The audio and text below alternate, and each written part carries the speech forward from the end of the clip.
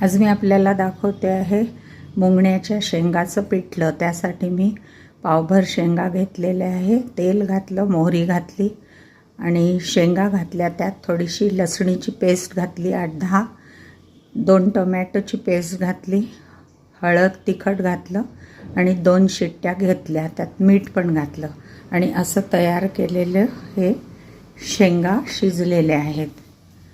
आता शेंगा थोड्याशा गार पण झाल्या, कुकर उघडून घेतला आणि 1 वाटी असं डाळीचं पीठ घेतलं आहे। आता ह्या पिठाला पाणी घालून ओलं करून घ्यायचं आहे आणि आपल्याला हे पीठ ह्या शेंगांना लावायचं आहे। शेंगा छान शिजलेल्या आहेत,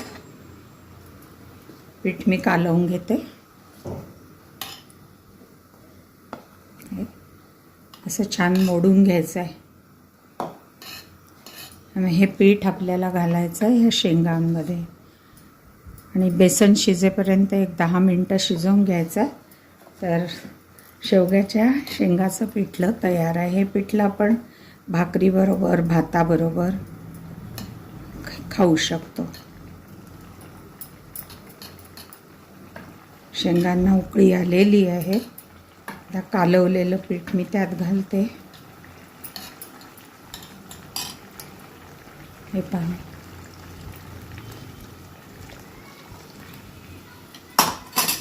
आणि असं हलवत राहायचं आहे।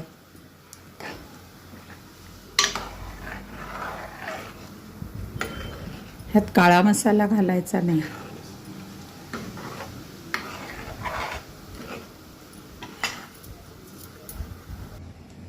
आता याच्यावर झाकण ठेवून 5 मिनटं शिजवून घेऊया।